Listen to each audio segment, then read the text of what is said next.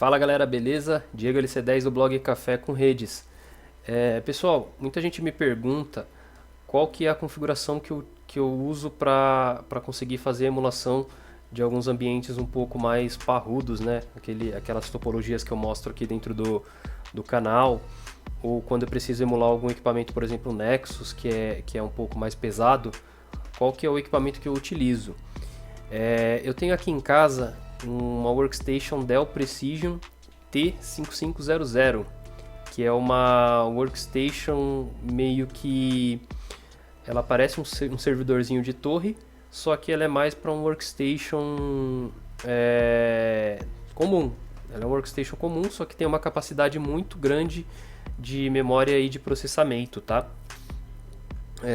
Eu utilizo esse cara aqui, só que a diferença desse setup aqui que está vendendo aqui no Mercado Livre é que eu tenho 64 GB de RAM. Eu fui aumentando conforme foi passando o tempo, né?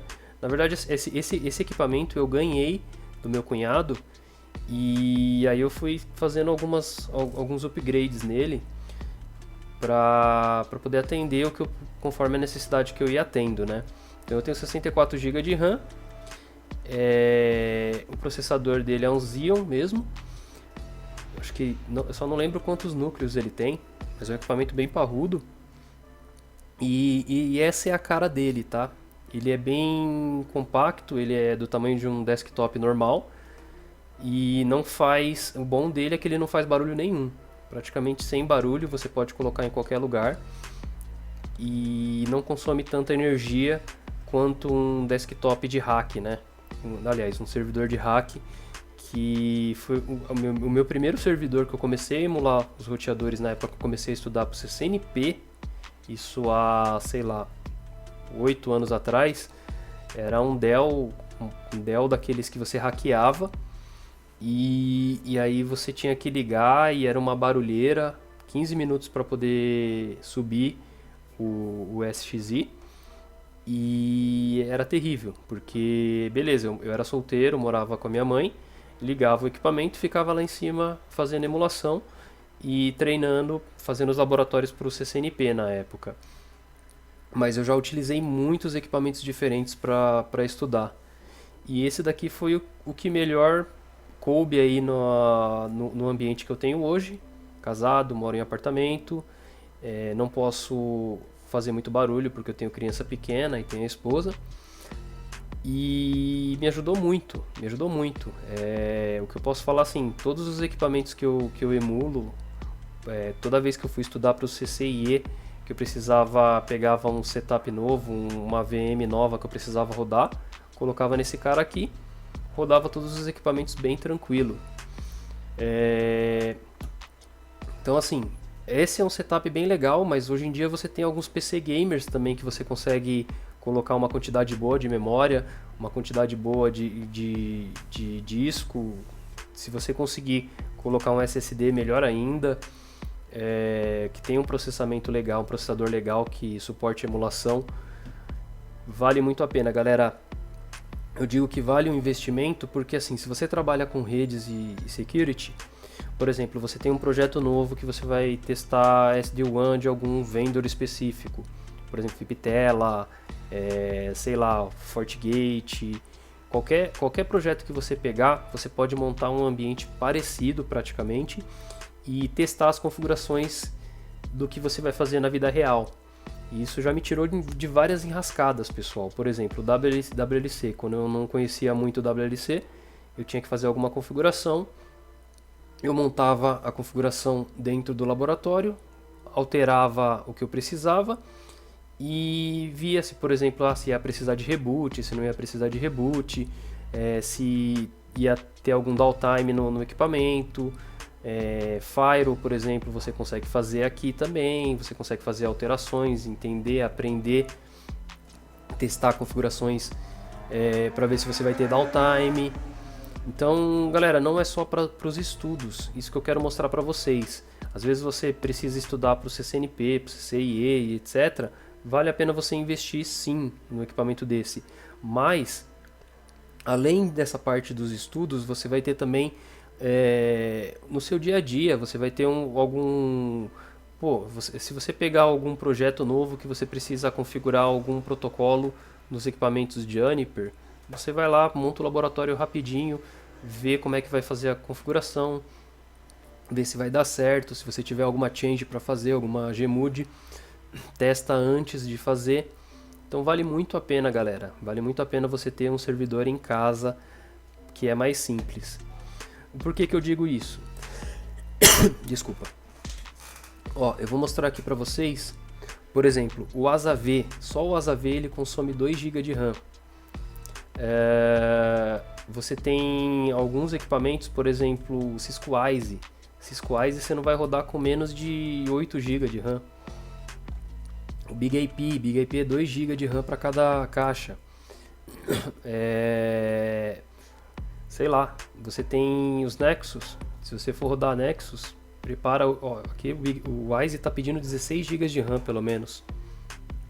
Olha lá, o pessoal do Eve mesmo fala: o Wise é super heavy mode, ele é bem pesado. Então, se você tiver um notebook aí que você faz suas emulações, provavelmente você não vai conseguir rodar um Wise, ou você não vai conseguir rodar um Nexus.